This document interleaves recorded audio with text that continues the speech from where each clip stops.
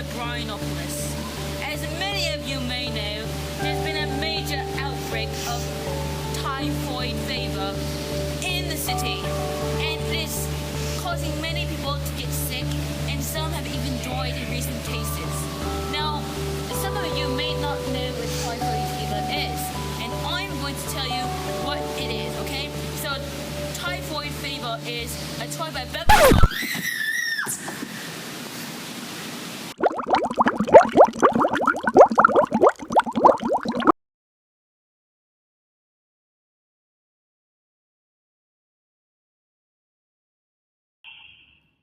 Hello, I am Dr. Gupta. I am a professor at the National University of Singapore.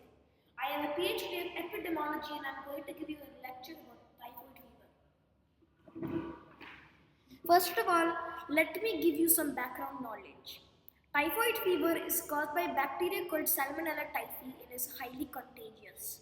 So be very careful of who you come in contact with.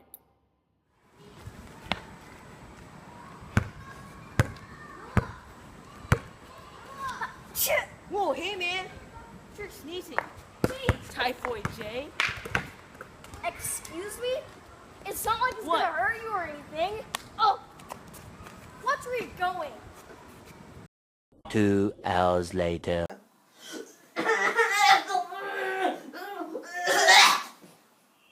Around the early 420 BC, a devastating plague which is believed to be typhoid fever killed 1/3 of the population of Athens, including their king Pericles. In fact, during the American Civil War, 81,360 Union soldiers died of typhoid or dysentery. In the late 19th century, the typhoid fever mortality rate in Chicago averaged 65 per 100,000 people a year. The worst year was 1891 when the typhoid death rate was 174 per 100,000 people. Also, you may have heard about the famous Typhoid Mary, who was a carrier of typhoid fever and caused many civilians to become infected as she kept going on to work. She was also forcibly quarantined as a carrier of typhoid fever in 1907 for 3 years and then began again from 1950 until her death in 1938. Now, as some of you may predict, typhoid fever has quite a few nasty symptoms which I would like to talk to you about. The symptoms of the disease are sustained fever up to 40 Celsius, 104 Fahrenheit. Wow. Profuse sweating, diarrhea may occur. Symptoms progress to delirium and spleen and liver enlarge if untreated. In this case, it can last up to 4 weeks and cause death. Some people with typhoid fever develop a rash called rose spots. Small red spots on the abdomen and chest. Now about how it spreads. Typhoid fever can be spread by drinking water and containing the feces of an infected person. Not only water can pass by typhoid fever, but if a carrier or an infected person handles your food, you will almost be definitely get infected. Another common way you can get typhoid fever is some sewage water containing Salmonella typhi. Somehow gets into your water and you drink it.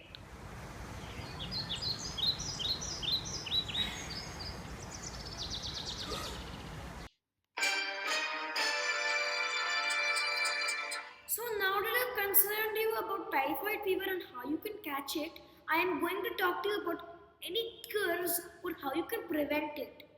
If you are already infected there and drugs that you can take to cure the symptoms such as Cipro-oral, Bactrim DS oral, Sulfatrim oral and ampicillin injection. But that is another disadvantage about typhoid fever. Cannot completely cure, so it is once symptoms stop showing you, you will be still probably a carrier. Now the best way to prevent typhoid fever is to get the vaccine. But other helpful things are to wash your hands and don't touch your face.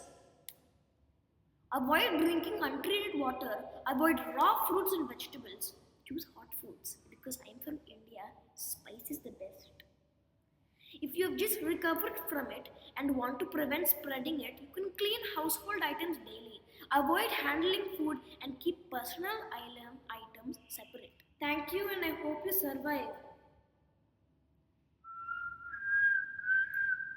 So typhoid fever may be something that can really push us down, and that's fatal, and that can kill us all. But if we stand together as one and as a community, we can help fight it and prevent